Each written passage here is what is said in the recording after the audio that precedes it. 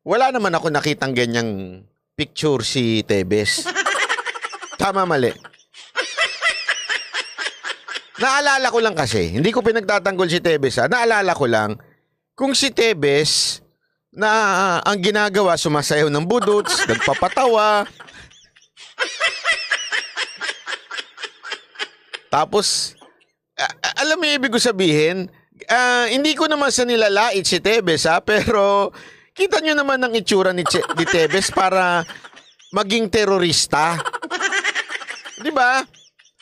Sa katunayan, yung huli niya ngang kaso na tungkol sa firearms, dismiss ng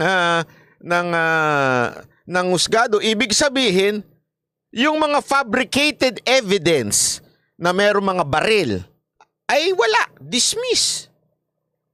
So doon, ano ibig sabihin nun?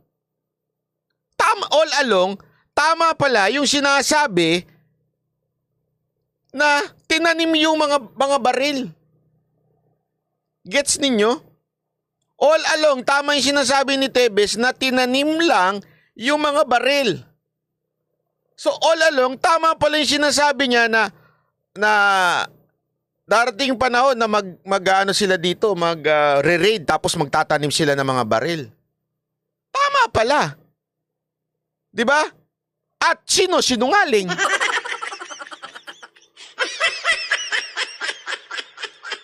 Diba? Sino sinungaling? Walang iba kung hindi yung nagsabi. Hindi, na may nakuha kami mga baril. Tama, mali.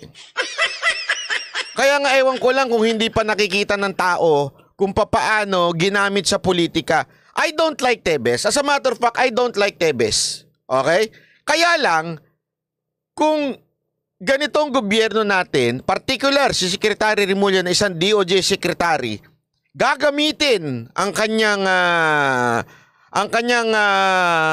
impluwensya para manggipit ng isang politiko, mali na ho yun. 'Di ba? Tapos may nakita kang ganito. At ang sasabihan pa ng terorista, yung taong sumasayaw lang ng budots. Yung ganito, nga. Bakit? Kaya magbigay ng butante?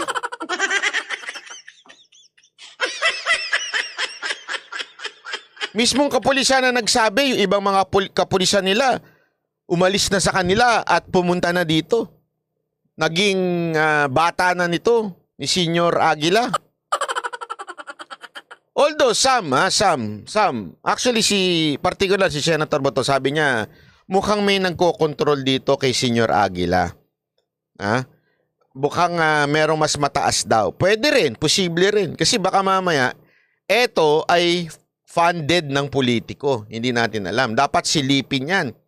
Dapat silipin yan ng ating gobyerno. Baka nga naman, kasi yung mga ganitong estilo, meron nga doon sa balita, sinabi na dumating yung mga armas dito sa kanila, sa kampo daw nila, nung bago mag-eleksyon. So meaning, talagang ginagamitan nila yung eleksyon ng armas. Kasi darating talaga before the election. Tas buo yan.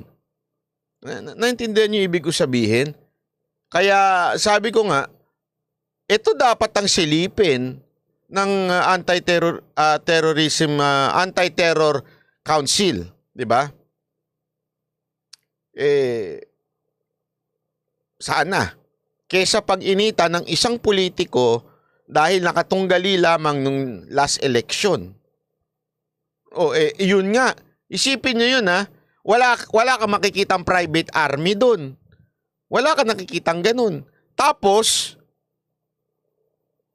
yung mga ebidensya pang baril, dismiss yung case. So, ibig sabihin nun, talagang itinanim.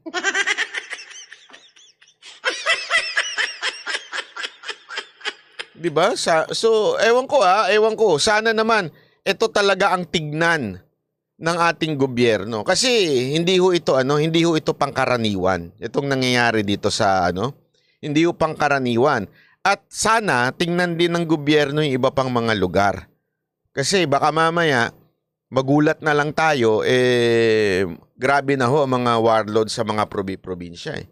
Di ba ho? Kasi alam naman po natin, alam nyo, ito ay malungkot na katotohanan sa bansang Pilipinas. Malungkot na katotohanan po ito.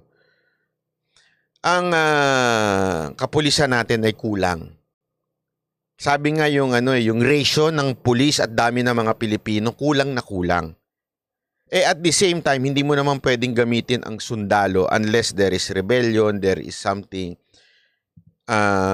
Kaya nga, alam mo, yan eh. Sa tingin ko, kailangan medyo amendahan ng ating batas. Kasi di mo magtataka ka, bakit di nalang gamitan ng mga sundalo, bla bla bla. Hindi ho pwede. Pag ginamitan mo ng sundalo yan, tas dinala mo sa korte, bakit may sundalo? Kailangan ma-justify mo yun. So, kailangan pulis pa din. The military can only assist. Okay? Kaya nga pansinin niyo yung military, ang focus nila yung mga NPA, kasi yun, rebellion na yun eh. Pero yung mga regular crime, hindi yun nila pwedeng anuhin. So kulang-kulang ho talaga ang ating PNP.